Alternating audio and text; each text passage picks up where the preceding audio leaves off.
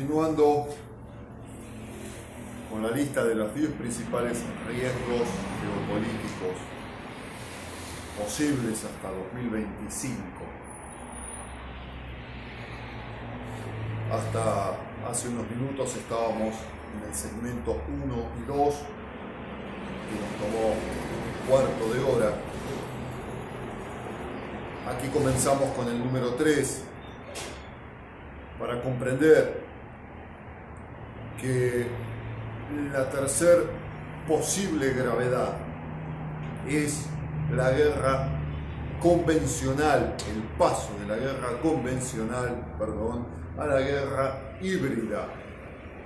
Hoy en día hay muchos menos conflictos armados que en cualquier otro momento de la historia.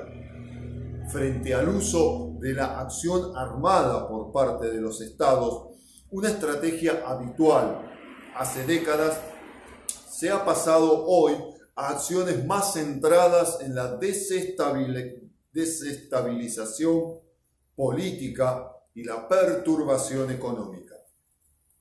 Hoy son muchos más frecuentes tácticas como la desinformación, el ciberespionaje, la compraventa de empresas o la imposición de sanciones económicas.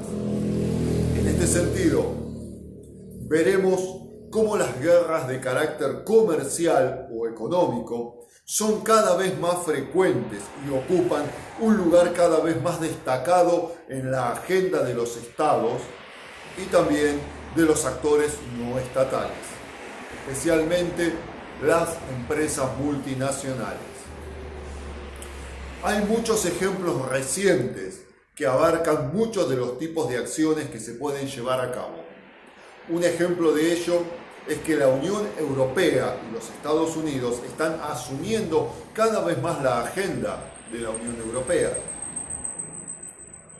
En este orden de cosas, el cuarto ítem a tener en cuenta es que la información es poder, el Big Data es poder exponencial.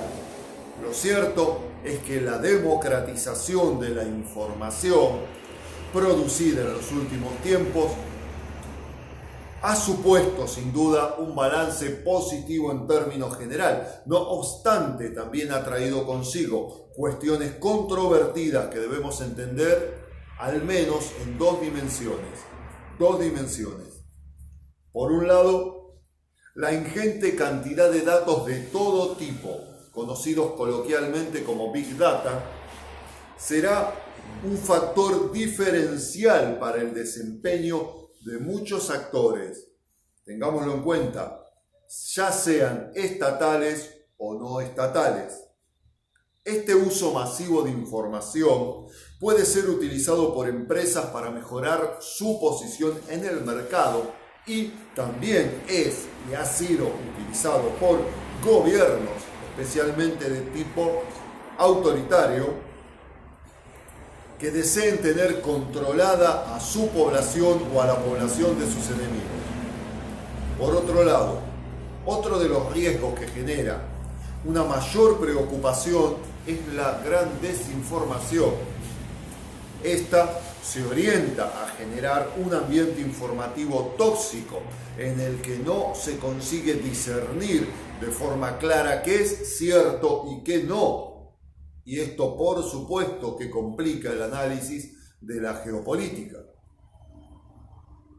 Apoyándose normalmente en informaciones falsas o descontextualizadas que se hacen pasar por informaciones ciertas.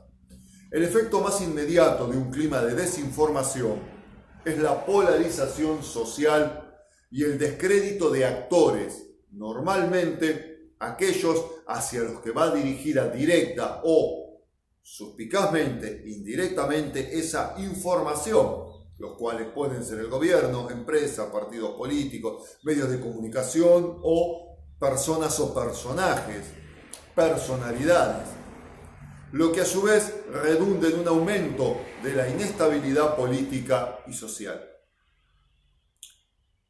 En el punto 5 a considerar, debemos comprender un nuevo mundo de riesgo y amenazas específicas, pero multilaterales. Los riesgos y amenazas de carácter no estatal aumentarán significativamente y tendrán mayor incidencia en nuestras vidas. Cuestiones como el cambio climático, los ciberataques o los grandes cambios tecnológicos pasarán a tener un papel más relevante en nuestro día a día, sobre todo el tráfico de información y los ciberataques, el tráfico de datos. El Foro Económico Global, el Foro de Davos, agrupa los riesgos que identifican en cinco categorías: económicos, medioambientales, geopolíticos, sociales y tecnológicos, cuanto menos. Económicos, desde la hiperinflación a un cambio brusco de un recurso energético, pasando por burbujas de activos o tener un paro estructural, por ejemplo, desorbitado. Riesgos medioambientales. El cambio climático sería el gran pilar central aquí, pero podemos encontrar riesgos de una índole de mayor injerencia humana, como por ejemplo vertidos tóxicos, sequías, inundaciones o terremotos provocados, por ejemplo, por sistemas como el fracking. En cuanto a riesgo geopolítico, comprendemos que desde el colapso de un país a un conflicto armado, inter o intraestatal, como también la proliferación de armas de destrucción masiva, pero también como riesgo geopolítico, los maniquíes, los muñecos, los personajes y personalidades políticos que defienden aparentemente intereses, pero que en realidad es solo dialéctico en sus acciones, son títeres de poderes económicos multinacionales, y detrás de todo lo económico también está lo ideológico. En cuanto a riesgos sociales, por supuesto, debemos esperar lamentablemente crisis alimentarias, epidemias de enfermedades infecciosas y grandes migraciones forzosas. Todo esto matizado con la agudeza de los ataques tecnológicos, de los riesgos de la tecnología, por la interconectividad y la hiperconectividad. Se genera la dependencia tecnológica, entonces todos los actores estamos expuestos, especialmente los más modernos y los que movilizan divisas, industria y cualquier tipo de generación de valor económico.